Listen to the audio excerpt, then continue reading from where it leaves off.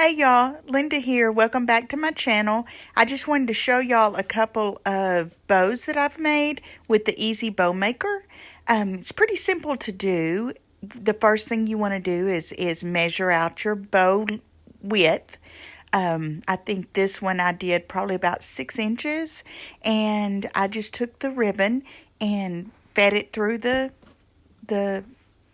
pieces there on the bow maker, always turning. As you can see my hand, I'm turning the ribbon to the outside in each one of them.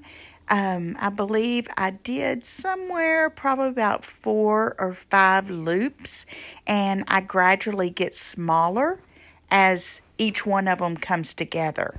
So you just keep doing that until you have the desired thickness that you want. And of course you cut off the tails. And I'm using some wired twine in order to hold my bow together.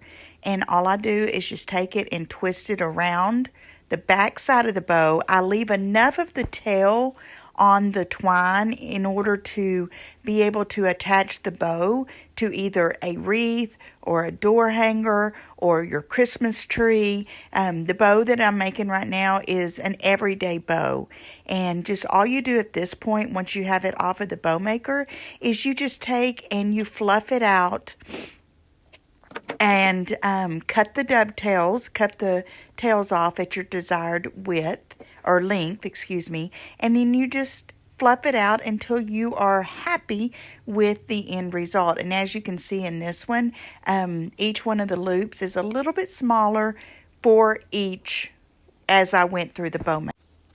The second bow that I'm going to make, again, is an everyday bow, and it's this really beautiful 2.5-inch striped burlap.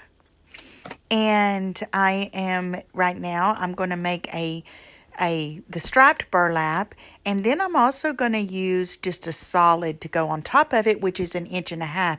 And if you want to add depth and dimension to your bows, one of the things that you can do is add different size ribbons to your bows. You'll see me here in just a second add that other ribbon. But first of all, I just kind of spread them out to kind of where I want them, so that way whenever I take it off of the bow maker, I will kind of be able to move them a little bit easier. And again, you'll see my hand, I flip over the ribbon. I flip over as I go back because I always want the outside of the ribbon to be what is shown, because if you don't, you have the inside.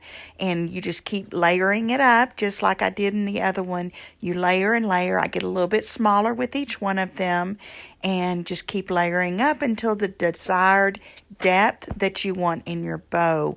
And this one, because it's really thick, I am going to use a zip tie to hold it together first. And then after I've held it together with a zip tie, then I will clip the ends, and I will add a piece of the jute twine, wired jute, and twist it around like I did on the other one.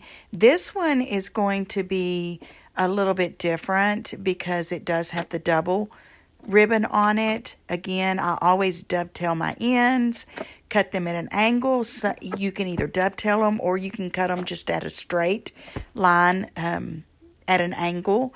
But I wanted some tails at the top, as well as some smaller tails at the top, as well as some longer tails at the bottom. So you can see here where I left a lot more at the bottom. And again, it just really is fluffing it out to the desired fluffiness that you want it, as each one of them. Just kind of work with it until you have it to the point that you like. That's the one good thing about working with wired ribbon versus non-wired, because the wired ribbon will always stay where you put it.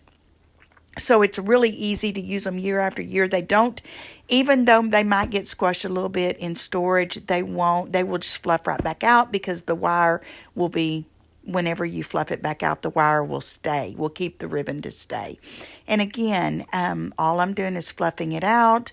You can see I'm holding it from the back, and I always use, like I said a while ago, I always leave some of that wire sticking out. I usually do 6 to 8 inches on each side of the wire, so that way I can tie it off to whatever I'm wanting to put this on. But making bows is really easy, and I'm going to link everything in my description below. The easy bow maker and the jute wire that I use, so that way if you want any of it, it'll be linked below. But as you can see, again, I'm just playing with it and fluffing it out, and the inside is 1.5 inch ribbon, and then the outer striped ribbon is 2.5 inches. I think it just adds that, again, that depth and dimension, which is great in any design that you do. If you like this video, I encourage you to like and subscribe. I will be doing more DIY craft projects and bow making tips.